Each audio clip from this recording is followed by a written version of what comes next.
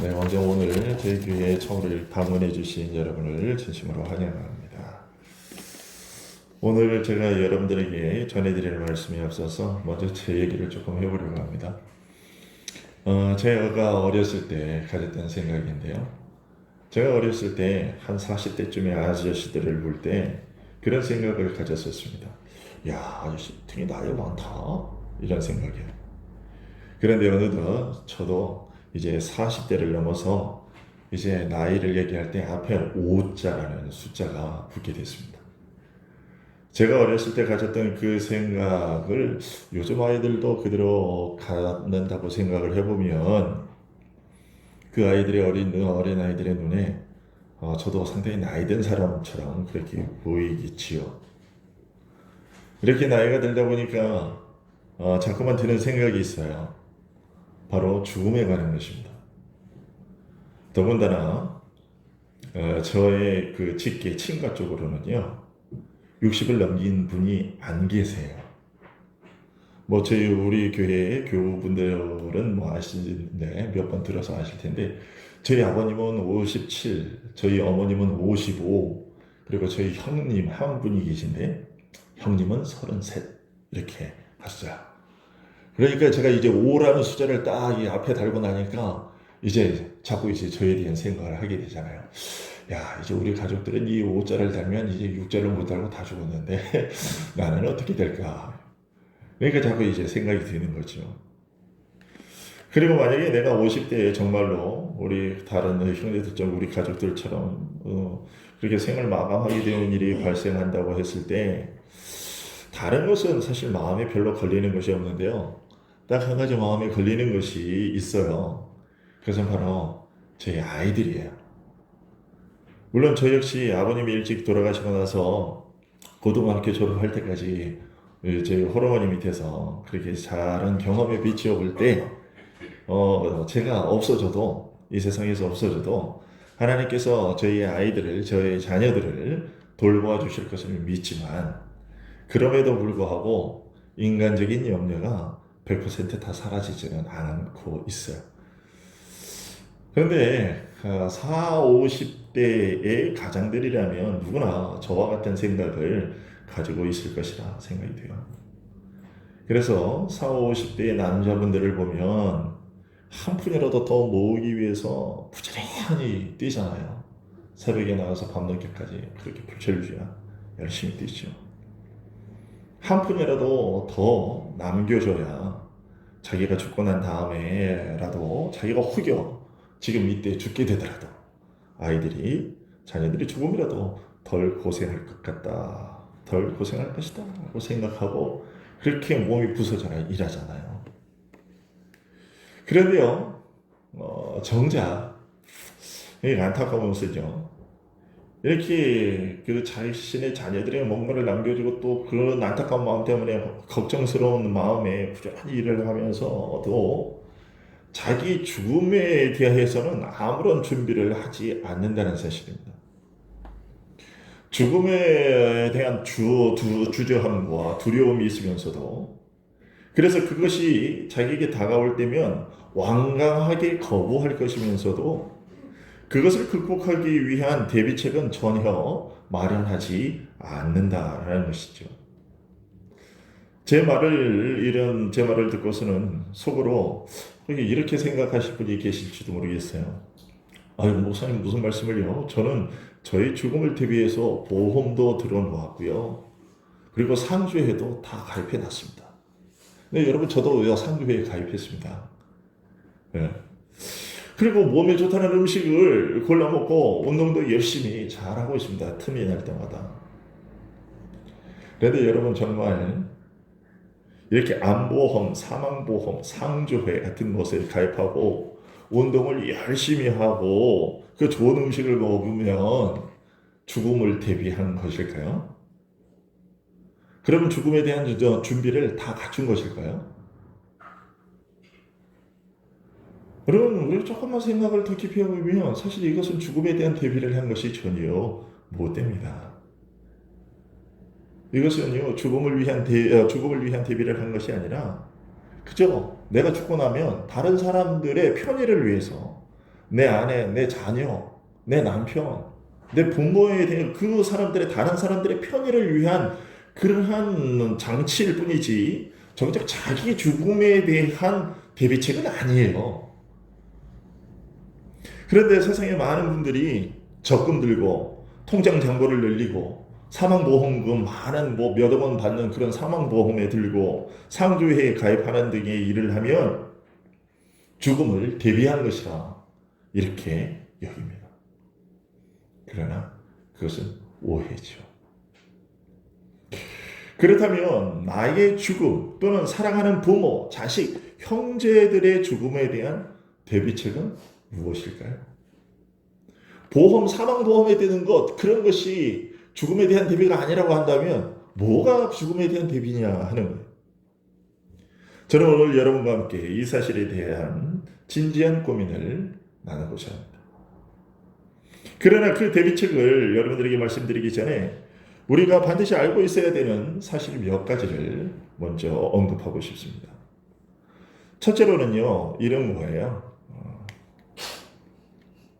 첫째로는요, 죽음을 대면하지 않을 사람은 이 세상에 아무도 없다는 거예요.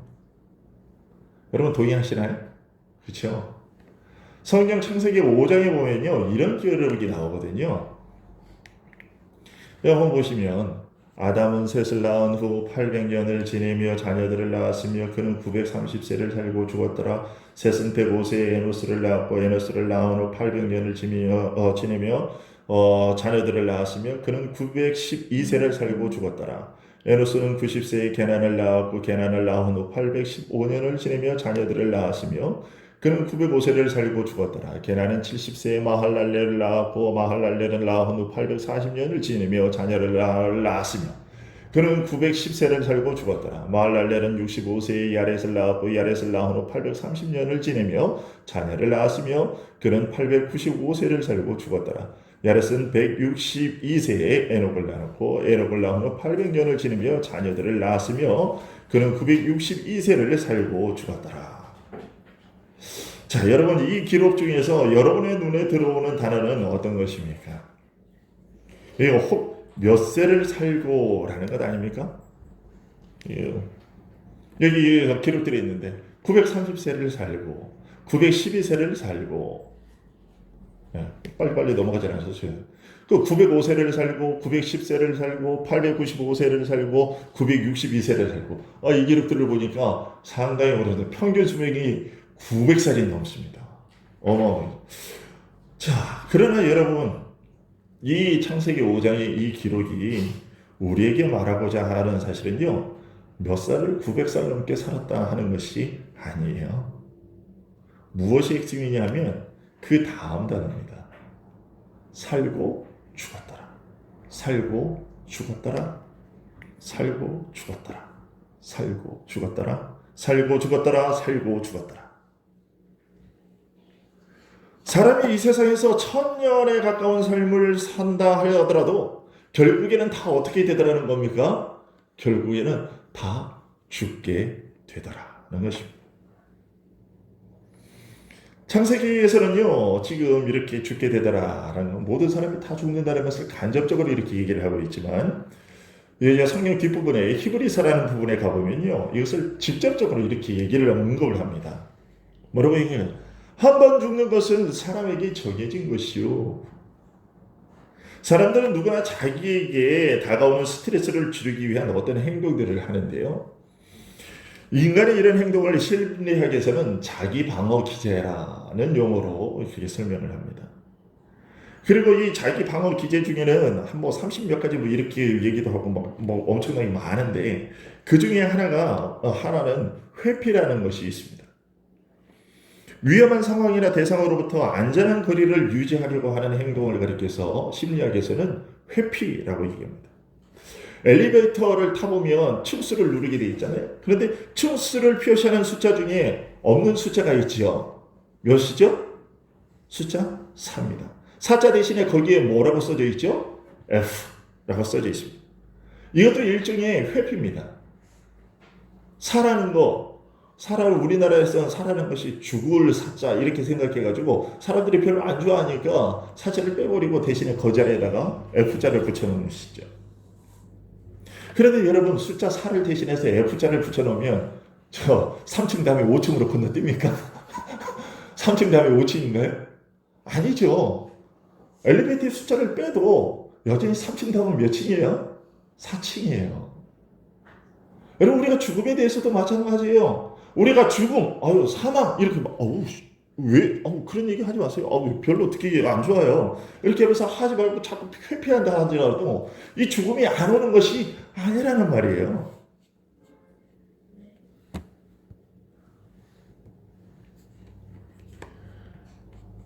성경이 말하듯이 죽음이라는 것은 이 세상 모든 인간에게 곧 나에게 반드시 다가올 일이고요. 이것은 마치 그림자처럼 언제나 내 곁에 딱 달라붙어 있는 것입니다. 내 곁에 달라붙어서 계속 나를 따라다니다가 언젠가는 이것이 나를 덮는 날이 와요. 우리는 이것을 인정해야만 합니다. 둘째로 죽음에 대한 대비책을 언급하기 전에 알아야 할 사실 또 하나는요. 바로 이것입니다. 죽음이 인생이 겪는 일의 마지막이 아니다라는 것입니다. 좀 전에 보았던 히브리서 9장 27절의 말씀은 한 번 죽는 것은 사람에게 정해진 것이다 라고 얘기했잖아요. 그런데 거기에서 그치지 않고 곧바로 이렇게 얘기합니다. 이어서 이런 얘기를 해요. 그 후에는 심판이 있으리니. 오늘 우리 양문교회가 여러분을 초대한 결정적인 이유는요. 바로 이 사실 때문입니다. 죽는 것이 우리가 겪는 일의 마지막이라고 한다면 우리 교회는 여러분을 초대하지도 않았을 것이고 예수님을 믿지 않는 다른 분들처럼 지금 이 순간에 우리는 다 밖에 놀러 나갔을 거예요. 아니면 돈을 벌러 나갔든가. 그런데 우리가 안 나가고 오늘 여기 이 자리에 이렇게 모이게 된 이유는요. 그리고 여러분을 초대한 이유는요. 바로 이 사실 때문이에요. 죽은 다음이 끝이 아니더라라는 것이기 때문에. 그래서 기독교인들이 비기독교인들에게 예수를 믿으라고 끈질기게 권유하는 이유이기도 합니다. 여러분 솔로몬이라고 하는 사람의 이름을 들어본 적이 있으시죠? 이 사람은 지금으로부터 약 3000년 전에 이스라엘을 다스렸던 실존 인물인데요. 이 사람의 이 왕의 별명은 지혜의 왕입니다.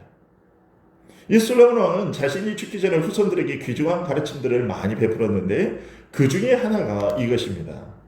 전도서 11장 9절의 말씀인데요. 뭐라고 하냐면 이렇게 얘기하고 있어요. 청년이여 내 어린 때를 즐거워하며 내 청년의 날들을 마음에 기뻐하며 마음에 원하는 길들과 내 보이는 대로 행하라. 이게 무슨 말이냐면 한마디로 즐길 수 있을 때 실컷 즐기면서 살라는 얘기입니다. 성경에도 그런 말이 있어? 이야 실컷 즐기면서 살라고? 예, 그런데요. 솔로몬은 여기에서 이 구절에서 보이는 대로 행하라. 여기서 그치지 않습니다. 그 다음에 이렇게 얘기를 합니다. 하나의 경고를 날리는데요. 그러나 하나님이 이 모든 일로 말미암아 너를 심판하실 줄 알라. 즐기고 싶은 대로 마음껏 즐길 수 있을 때 즐기면서 살아. 그러나 네가 한 일에 대해서 마지막에 하나님의 심판이 있을 것이야. 또 계시록 20장에 보니까 성경에 이런 말이 있습니다. 또 내가 보니 죽은 자들이 큰 자나 작은 자나 그 보좌 앞에 서 있는데 책들이 펴 있고 또 다른 책이 펴져 있으니 이거는 비유입니다. 곧 생명책이라 죽은 자들이 자기 행위를 따라 책들에 기록된 대로 심판을 받으니 바다가 그 가운데서 죽은 자들을 내주고 또 사망과 음부도 그 가운데서 죽은 자들을 내주매 각 사람이 자기의 행위대로 심판을 받고 마지막에 있는 이 말입니다. 심판을 받고. 이처럼 성경은 사람이 죽는 것으로 끝이 아니고 그 이후에 이 세상에 살면서 행한 일대로 하나님 앞에서 심판을 받는다고 말합니다. 우리가 이런 말을 하면 어떤 분들은 이렇게 질문하실지 모르겠어요. 아니 그러면 하나님이 어디에 계시냐? 하나님이 있다는 것을 어떻게 믿느냐? 하나님이라는 것, 곧 신이라는 것 존재는 우리 인간이 연약해서 뭔가 의지하고 싶어서 인간이 스스로 만들어낸 것이 아니냐. 이런 질문을 하시는 거죠. 그런데 이런 질문은요, 오늘날의 똑똑한 현대인들만 했던 것은 아니에요. 과학이 발달한 오늘 이 시대에만 던지는 질문이 아니고요. 이런 신의 존재에 대한 질문은 이미 오래전부터 사람들에게 있어 왔던 것입니다. 그것을 어떻게 하냐고요? 이제 이 사실, 곧 하나님이 실제 존재한다는 사실, 이 사실이 이제 우리가 죽음에 대한 대비책을 얘기하기 전에 알아야 할 세 번째 사실인데요. 바로 이겁니다. 하나님은 실제로 존재하신다라는 겁니다. 성경은 이렇게 말합니다. 시편 42편에 보니까 이렇게 얘기해요. 사람들이 종일 내게 하는 말이 네 하나님이 어디 있느냐 하오니, 야 하나님이 있다고? 하나님이 어디 계신데? 하나님이 어디 계신데? 그런다는 거예요. 자, 이런 질문을 언제적 사람이 한 것이냐? 이 시편 42편이라고 되어 있잖아요. 이 말씀을 기록된 적이 언제냐면 지금으로부터 3000년 전이에요. 3000년 전에 살았던 사람들이 하나님을 믿는 사람들에게 던진 질문입니다. 즉, 예나 지금이나 언제나 사람들 가운데는 하나님이 진짜로 존재하셔? 라는 그 사실에 의심을 품는 사람들이 늘 있어 왔다는 겁니다. 성경은 이런 의심을 품고 있는 사람들에게 다음과 같이 얘기해 줍니다. 어리석은 자는 그의 마음에 이르기를 하나님이 없다 하는도다. 그들은 부패하고 그 행실이 가증하니 선을 행하는 자가 없도다. 이 세상 사람들이 부패하고 가증하게 행하면서 선을 행하는 그런 모습들을 우리가 종종 목격하게 되는데 그 이유가 무엇이냐? 그것은 그들이 하나님이 없다고 생각하기 때문이라는 거예요. 성경은 계속해서 이렇게 얘기합니다. 시편 14편 계속해서 여호와께서 하늘에서 인생을 굽어 살피사 하나님을 찾는 자가 있나 보려 하신즉 다 치우쳐 함께 더러운 자가 되고 선을 행하는 자가 없으니 하나도 없도다. 이처럼 마음에 하나님이 없다고 생각하는 사람들, 그런 사람들이 어떻게 사느냐? 여기 선을 행하는 자가 없으니 하나도 없다 이렇게 얘기하는데 좀 더 구체적으로는 이렇게 세부적으로 얘기합니다. 로마서 1장인데요. 또한 그들이 마음에 하나님 두기를 싫어하며 하나님이 없다고 생각하고 하나님 두는 걸 싫어하니까 그런 사람들이 어떻게 사느냐? 그러니까 하나님께서 내가 싫어? 내가 없다고 생각한다고? 그래, 그러면 네 마음대로 한번 살아봐 하고 하나님께서 하나님이 없다고 생각하는 사람, 하나님을 믿기 싫어하는 사람 마음대로 내버려 뒀더니 사람들이 이렇게 살더라는 겁니다. 29절에 한번 보시면 모든 불의, 추악, 탐욕, 악의가 가득한 자요, 시기, 살인, 분쟁, 사기, 악독이 가득한 자요, 수근수근하는 자요, 그래서 비방하는 자요, 하나님께서 미워하시는 자요, 능욕하는 자요, 교만한 자요, 자랑하는 자요, 악을 도모하는 자요, 부모를 거역하는 자요, 우매한 자요, 또 배약하는 자요, 무정한 자요, 무자비한 자라. 그들이 이 같은 일을 행하는 자는 사형에 해당한다고 하나님께서 정하심을 알고도 자기들만 행할 뿐 아니라 또한 그런 일을 행하는 사람들을 옳다는 거예요.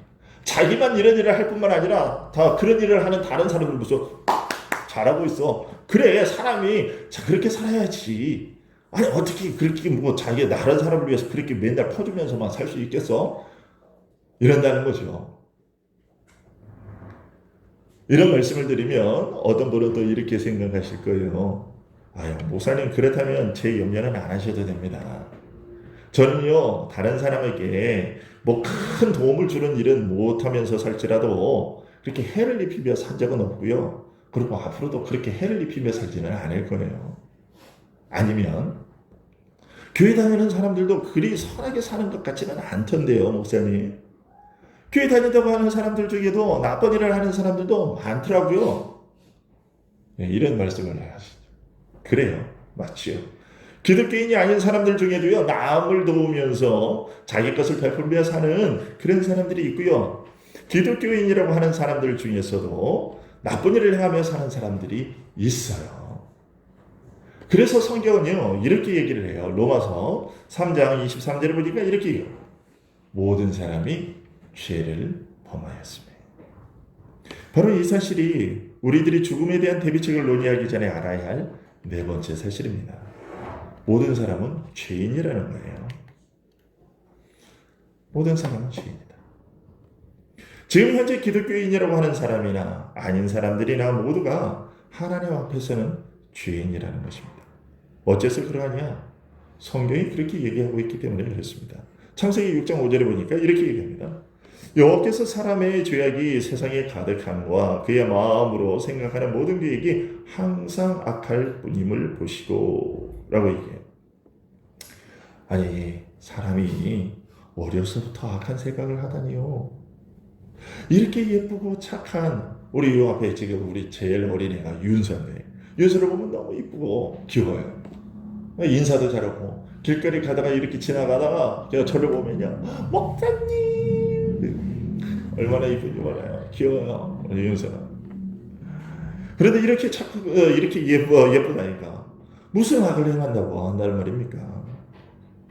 그러나 여러분 정말 그럴까요? 저는요 제 아이들을 저희 자녀들이 거짓말을 하고 동생들을 괴롭히고 다른 아이들을 놀리고 하는 거 목격해요. 제 자식이라서 하는 말씀이 아니고요. 드리는 말씀이 아니고 제 자녀들에 대한 다른 분들의 학교에서 선생님들의 평가를 보면 아, 애가 되게 성실하고 애들이 착해요. 이런 얘기를 합니다. 그래서 자기 자식 잘하면 팔벌출이라고 하는데 아니 이거는 뭐 이제 객관적인 평가 그런 평가를 해요. 그러나 그것은 사람들의 눈에 보기엔 그럴 것이고 그럴 뿐이고요. 하나님께서 보시기에는 그렇지 않다는 것이에요. 왜냐하면 하나님께서는요 절대 선이시고 그래서 그 선에 미치지 못하는 것은 모두가 하나님께 대해서는 악이고 죄입니다. 우리는 보통 99.9%면 몇 퍼센트라고 얘기해요? 99.9%면 100이라고 얘기해요. 네, 여러분들 순금을 표시할 때 금은방에 가서 순금을 표시할 때 몇 퍼센트를 표시할 때 100%라고 안 하죠. 뭐라고 표시해요? 99.9. 왜냐하면 아무리 정제를 한다고 그래도 전부 이렇게 정렬을 한다고 그래도 어떻게 해요? 혹시나 모르는 여기 이 세상에서 완전하게 그렇게 되지는 않기 때문에 99.9라고 얘기하죠. 그래서 우리는 그냥 99.9면 순금 100% 금이라고 얘기를 해요.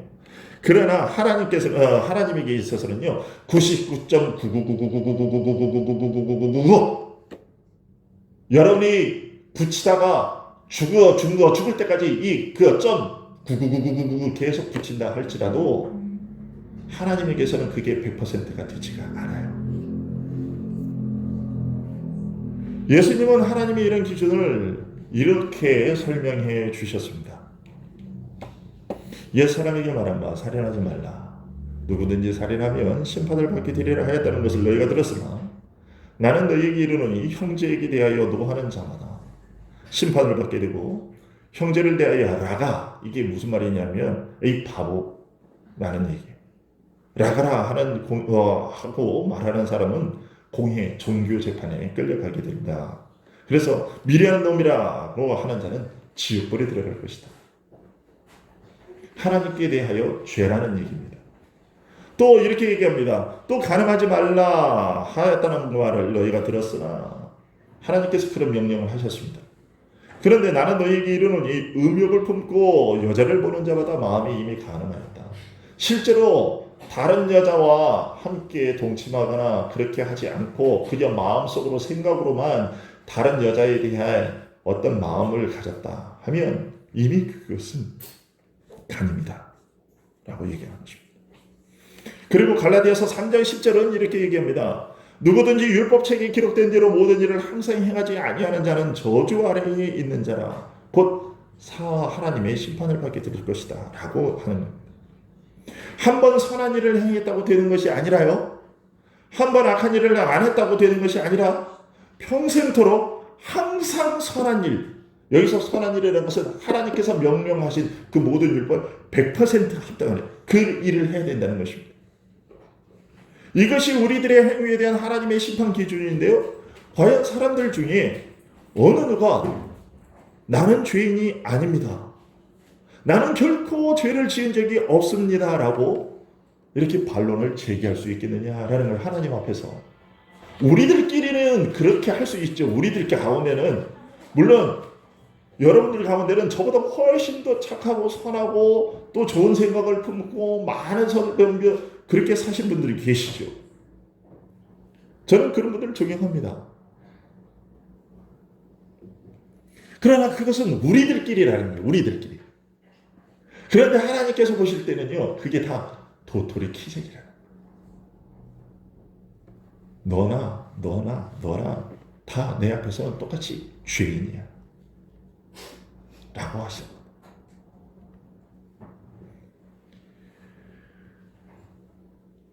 그리고 이 사실, 즉 목사인 저나 또 여러분을 초대한 우리 교회 분들이나 또 현재 기독교인이 아닌 사람들이나 할 것 없이 비기독교인들이나 할 것 없이 모든 사람이 죄인이라는 이 사실이 가져온 결과가 하나 있는데요.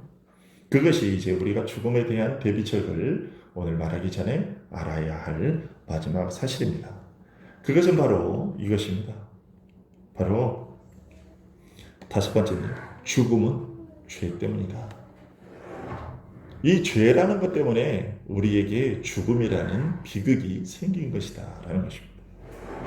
성경은 우리 인간이 죽는 이유, 죽음을 맞이할 수밖에 없는 이유에 대해서 이렇게 설명을 합니다. 로마서 6장 23절인데요. 뭐라고 얘기해요? 죄의 싹은 사망이다. 우리들의 죽음은 바로 이 죄 때문에 발생하는 것이라는 얘기예요. 자, 그럼 이제 여기까지 말씀을 드렸으니까 이제 여러분을 초대한 이유였던 죽음에 대한 대비책을 이제 이야기할 순서가 됐습니다. 성경은 이처럼 뭘 얘기한다고요? 성경은 누구나 죽음을 맞이하게 된다. 부인할 수 없는 사실이죠. 그리고 죽음이 인생의 끝은 아니다. 그리고 하나님은 실제로 존재한다. 모든 사람은 죄인이다. 죽음은 이 죄 때문에 발생했다라는 이 사실. 이런 사실을 이제 알려주고 있는데, 그러나 이런 비극적인 이야기가 성경의 결말이라고 한다면요, 얼마나 안타까울까요? 성경의 결말은 비극이 아니라 희극입니다. 즉 성경은 너희는 너희의 죄 때문에 하나님의 심판을 받아서 죽음과 영원한 형벌 심판을 피할 수 없는 존재다. 하지만 하나님은 그런 너희들을 사랑하시며 그 사랑 때문에 너희를 죽음에서 건져줄 방법, 영원한 형벌을 피할 수 있는 방법을 정하셨고 그것을 너희에게 주셨다. 만약 너희가 하나님께서 내어주신 그 방법을 붙들기만 한다면 너희는 죽음의 공포에서 놓이게 될 것이고 영원한 형벌도 면할 수 있다라고 알려주고 있습니다. 오늘 본문이 바로 그것입니다. 여러분 오늘 본문을 보면 이렇게 되어 있어요. 30절에 보면요. 선생님들이여 내가 어떻게 하여야 구원을 받으리까? 지금 이 사건이 어떤 사건이냐면요. 예수님을 전하는 사도 바울이라는 예수님의 제자이 바울이라고 하는 사람이 있었습니다. 이 사람이 복음을 전하다가 예수님을 믿으라고 복음을 전하다가 빌립보라는 곳에서 복음을 전하다가 저처럼 지금 예수 믿으라고 예수님을 소개하다가 하다가 이제 어떤 귀신 들린 사람 하나를 고쳐줬습니다. 여자 하나를 고쳐줬는데 그 일 때문에 모함을 당해서 이제 여종의 주인들이 이 사람을 고소를 해서 이 사람이 이제 잡혀가게 됐습니다. 그래서 실컷 두들겨 맞고요. 그리고 감옥에 갇히게 됐어요. 갇히게 됐는데 이 사람은 감옥에 갇혀서 억울하다 이렇게 생각을 했던 것이 아니라 내가 뭐 때문에 이렇게 일을 당했나. 한번 보면 그 일이 예수님을 전하다가 그리고 귀신 들려가지고 점치면서 또 어떤 사람들이 종으로서 살아가면서 비참한 삶을 살고 있는 그 여자를 건져준 일 때문에 그 여자를 구해준 일 때문에 그렇게 당한 것이라서 그런 고견 일을 하게 된 그 일 때문에 당한 것에 대해서 감사하면서 찬송을 불렀어요. 그런데 하나님께서 기적적으로 어떤 일을 이루셨냐면 갑자기 지진이 나게 하셔서 그 당시에 이 시대가 언제냐면 지금으로부터 2000년 전에 로마 시대 때인데 로마 제국 시대 때인데 지진이 나면서 이게 오늘날은 이게 지진이 나면서 감옥문이 척척척척 다 열리게 된 겁니다. 그런데 가수가 이게 자다가 졸고 있다가 이제 흔들리고 이렇게 요동하니까 번쩍 눈을 떴는데 감옥문이 다 열려 있는 겁니다. 그러니까 순간적으로 무슨 생각이 했냐면, 야, 죄수들이 다 도망했구나. 내가 졸고 있는 사이에. 야, 그럼 나는 이제 이 죄수들을 지키지 못한 것 때문에 나는 잡혀서 그 법을로 사형이구나.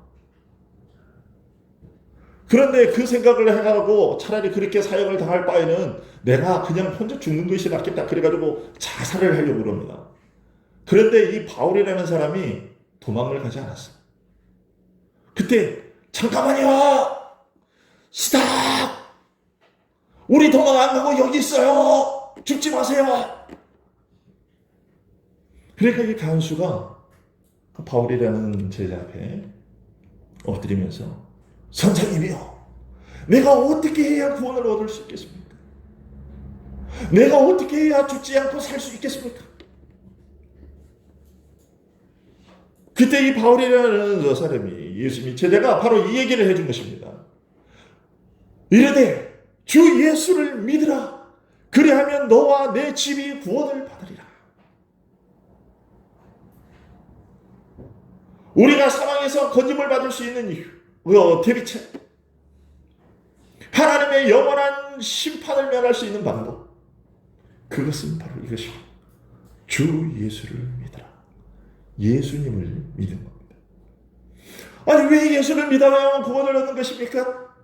그것은 앞에서 말씀드렸듯이 죄의 대가, 그것은 죽음입니다. 따라서 우리가 이 죽음에서 놓이기 위해서는 누군가 나를 대신해서 죽어주면 나는 이 죽음에서 해방될 수 있어요. 그런데 앞에서 쭉 보았듯이 우리 인간 중에 죄를 짓지 않은 사람은 아무도 없어서 나를 대신해서 죽어줄 수 있는 자격을 갖춘 사람이 없더라 하는 거예요. 마치 이런 것과도 같습니다. 나도 100억, 이 사람도 100억, 이 친구도 100억, 저 친구도 100억, 다 100억씩. 또 어떤 사람은 200억 빚을 지고 이렇게 다 온통 다 빚을 지고 있는 사람. 그래서 누군가 내 빚을 대신 갚아주면 내가 빚쟁이 독촉에서 벗어날 수 있을 것 같은데, 아니 그런데 아무도 내 이 100억을 내가 진 빚을 갚아줄 사람이 없는 거예요. 왜 저 사람도 빚을 지고 있어서 자기 빚도 못 갚고 있는데 저 사람이 어떻게 내 빚을 갚아주겠어요? 빚 보증 서서 아니면 어디 대출 받아가지고 독촉 받아보신 분들은 이런 심정 잘 이해하실 거예요. 은행에서 카드사에서 전화가 옵니다. 문자가 날아옵니다. 며칠까지 돈 갚으세요. 안 하면 어떤 조치가 들어갑니다. 갚고야 싶죠. 방법을 모색해도 방법이 없어요. 그러면 이제 최후에 어떻게 합니까? 할 수 없이 체면을 무릅쓰고 전화를 돌리죠. 전화를 돌려서 어떻게 합니까? 제일 먼저 가까운 형제들에게 전화죠. 엄마, 형, 얘 동생 누구야? 내가 얘기한데 돈 얼마만 좀 빌려주라. 지금 잠깐만 빌려주면 내가 요로 풀리면 갚아줄게. 형 미안해. 동생아 미안하다. 아들아 미안하다. 아빠도 지금 대출금 이거 너희들 장가 보내는 거 하느라고 너희 은행 대출 요거도 못 갚고 지금 요거 갚기도 벅차다. 너한테 해줄 게 없다. 그러면 친구들한테 또 전화. 야 누구야? 내 지금 사정이 이런데 좀 손 좀 빌려주라. 친구들이 얘기해. 야 천영이 미안하다. 나도 우리 집이 지금 요즘에 안 좋아서 나도 은행 대출 또 집 사느라고 내 대출 받은 게 있거든. 근데 나도 요즘에 힘들어. 나도 그거 갚기도 빠듯하다. 야, 미안하다. 그런 거잖아요. 그런데 이 세상에는 정말로 빚 안 지고 돈이 많은 사람들이 있어요. 그래서 사람들 가운데는 이런 경제적인 빚을 누군가가 해줄 수도 있어요. 그런데 이 죄는 그렇지 않다라는 것입니다. 왜요?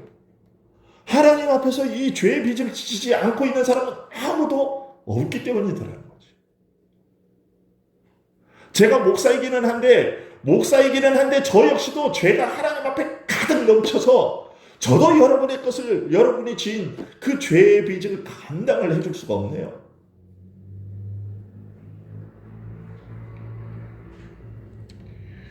그래서 하나님께서 저를 대신해서 죽어줄 수 있는, 여러분을 대신해서 죽어줄 수 있는 자격자를 이 세상에 보내주셨는데 그분이 바로 예수님이십니다. 히브리서 4장은 이렇게 얘기합니다. 우리에게 큰 대제사장이 계시니 승천하시니 곧 하나님의 아들 예수시라. 우리에게 있는 대제사장은 모든 일에 우리와 똑같이 시험을 받으신 이로도 죄는 없으시라. 예수님이 우리의 죄를 갚아주실 수 있는 이유는 바로 이것 때문이에요. 그분도 우리와 똑같이 그런 인생의 삶을, 인간의 몸을 갖고 똑같이 사셨는데 그분은 우리와는 다르다라는 것이죠. 어떻게 다르냐? 그분은 죄가 없으시다라는 것이요. 그리고 베드로전서도 이렇게 알려줍니다. 베드로전서요. 그리스도도 너희를 위하여 고난을 받아 너희에게 본을 끼쳐 그 자체를 따라오게 하시려 하셨느니라. 그런 죄를 범하지 아니하시고 우리와는 다르게 죄를 짓지 않으시고 그 입에 거짓도 없으시고 욕을 당하시되 우리가 사람들이 우리를 모욕할 때 그런 치욕을 당하셨지만 치욕을 당하는 자에게 맞대어 욕하지 아니하시고 고난을 당하시되 그들에게 위협을 하지 아니하시고 예수님은 우리를 구원하기 위해 즉 나의 죄를 대신 지고 죽어주시기 위해 여러분의 죄를 대신 지고 죽어주시기 위해 이 땅에 오신 하나님의 아들이십니다. 예수님은 그 자격을 갖추시기 위해서 우리와 똑같은 인간의 몸과 그리고 똑같은 인격, 영혼을 가지고 이 세상에 오셨습니다. 하지만 우리들과는 달리 그분은 죄를 짓지 않으신 완전 무결하신 분이십니다. 그래서 그분은 저의 죄를 그리고 여러분의 죄를 대신해서 그렇게 죽어주실 수 있는 자격을 갖추신 것이죠. 그리고 그 목적을 이루셨습니다. 즉 나의 죄의 빚 이것을 갚아주기 위해서 오신 그 목적을 이루셨다는 것인데 그것이 바로 십자가에서의 죽음입니다. 성경은요 누구든지 이 사실을 믿기만 하면 하나님의 영원한 형벌에서 노임을 받는다고 알려주고 있어요. 로마서 8장입니다. 그러므로 이제 그리스도 예수 안에 있는 자에게는 결코 정죄함, 너 죄 있다 라는 소리를 아무도 못한다는 거지요. 이는 그리스도 예수 안에 있는 생명의 성령의 법이 죄와 사망의 법에서 너를 해방하였습니다. 그리고 로마서 6장에서 또 죄의 싹은 사망이지만 그러나 하나님의 은사는 그리스도 예수 우리 주 안에 있는 영생이니라. 그래 너는 죄를 지어서 너는 죽을 수밖에 없지만 그러나 하나님이 너를 그냥 죽게 내버려 두지 않고 너에게 은혜를 베풀어 주셨는데 그게 누구냐? 바로 그리스도 예수시다. 그래서 이 예수 안에 있는 영생이 예수를 믿으면 너에게 그 영생이 주어진다 라고 얘기하는 것입니다. 또 요한복음 3장 16절인데요. 요한복음 3장 16절에 이렇게 하나님이 세상을 이처럼 사랑하사 우리 어떻게 사랑하셨느냐? 독생자를 주셨다. 그 독생자가 바로 예수 그리스도입니다. 예수 그리스도를 주셨는데 자, 그 이유는 뭐냐면 예수님을 믿는 자마다 멸망하지 않고 영생을 얻게 하려 하십니다. 그리고 무엇보다 예수님이 직접 그렇게 말씀하셨어요. 예수님은 요한복음 11장에서 직접 자신의 입으로 이렇게 알려주셨습니다. 예수께서 이르시되 나는 부활이요 생명이니 나를 믿는 자는 죽어도 살겠고 무릇 살아서 나를 믿는 자는 영원히 죽지 아니하리니 이것을 네가 믿느냐? 여러분 우리는 언젠가 죽습니다. 그것이 10년 후일 수도 있고요. 1년 후일 수도 있고요. 한 달 후일 수도 있고 10일 후일 수도 있고 어쩌면 오늘 밤일 수도 있습니다. 그것을 누가 장담하겠습니까? 목사님 저는요 한 10년 있다 죽을 것 같아요. 누가 그거를 장담합니까? 여러분 닥치지도 않을 일에 대해서는요 온갖 대비를 하면서도 반드시 닥칠 일 결코 피할 수 없는 이 죽음에 대한 대비책은 세우지 않는 이런 사실이야말로 정말 어리석은 것 아니겠습니까? 요즘에 운전자 보험, 운전하시는 분들 운전자 보험 드시잖아요. 운전자 보험은 그렇게 돈 돌려주지 않잖아요. 그냥 끝이잖아요. 그런데 여러분 운전자 보험을 해가지고 저는 지금 운전하면서부터 지금까지 운전자 보험을 계속해서 한 10년, 15년 계속해서 들고 있는데 한 번도 운전자 보험 해가지고 그거 타먹어 본 적이 없어요. 맨날 그 돈 그냥 까먹고 사라지고 있어요. 자동차 보험 되시잖아요. 물론 요즘에 이제 접촉사고 같은 거 어느 정도 하지만 자동차 보험 60만 원, 70만 원 비싼 차들은 막 그렇게 100만 원 넘게 1년에 자동차 보험료를 내는데 1년 딱 지나고 나면 그 100만 원이 그냥 아무 사고 없이 사고가 나지 말아야 되잖아요. 사고 나면 큰일이니까. 그래서 사고 안 나게 조심조심하고 다녔어요. 그러면 1년이 오면 그것도 다 날아가는 거잖아요. 없어지는 거잖아요. 자, 그렇게 닥치지도 않을 일에 대해서는요, 그렇게 큰 돈을 들여가면서 다 대비해서를 세워요. 그런데요, 반드시 죽음이라는 것은요, 반드시 와요. 반드시. 그런데 이 반드시 오게 될 일에 대해서는 아무런 대비책을 사람들이 세우지 않고 살아요. 그럼 뭔가 잘못된 거 아닌가요, 여러분?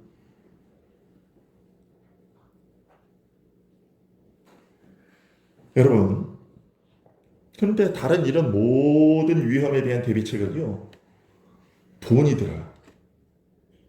돈이 들어요. 하지만 이 죽음에 대한 대비책은요, 어떤 비용도 필요치 않아요.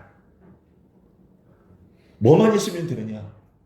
여러분의 마음만 있으면 돼요. 여러분의 마음을 하나님께 내어드리면서 이 시간 고백하기만 하면 됩니다. 하나님, 저는 이제까지 예수님이 어떤 분이신지, 왜 교회 다니는 사람들이 예수님을 믿으라고 하는지 몰랐는데요. 오늘에서야 알게 됐어요, 하나님. 저는 하나님 앞에서 죄인이고 그 죄 때문에 영원한 형벌을 받을 수밖에 없는 존재라는 것.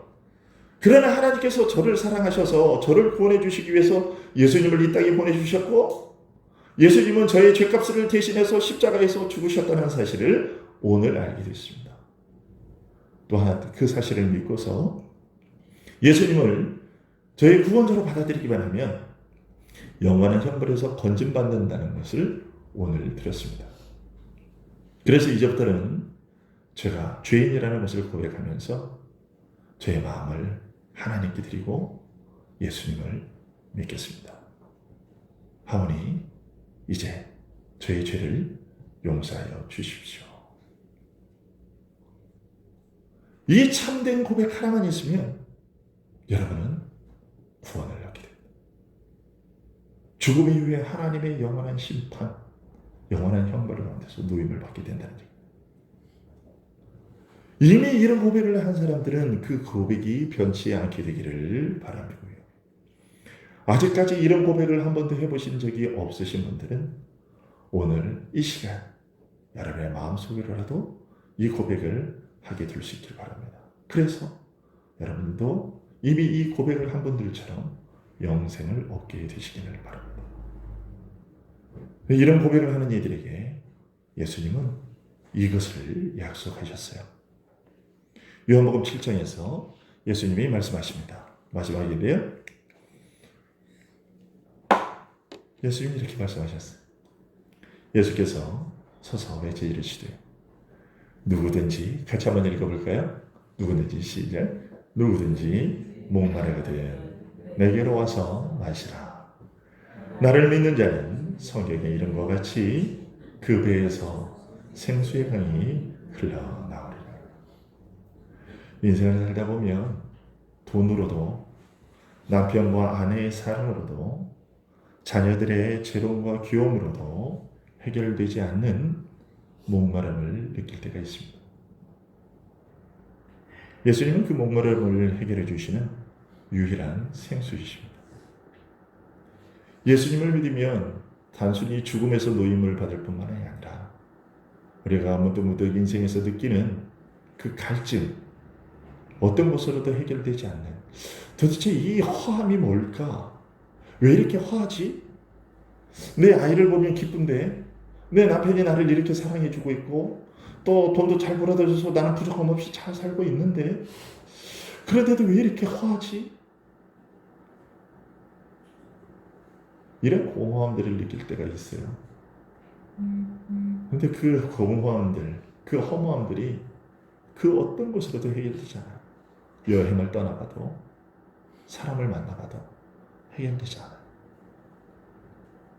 그런데 그 갈증이, 그 목마름이 오직 예수 그리스도로 말미암아 해결된다고 주님이 말씀하셨어요. 나를 믿는 자는 성경의 이름과 같이 그 배에서 생수의 강이 흘러나오리라.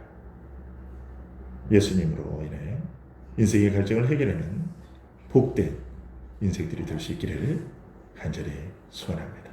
기도하겠습니다.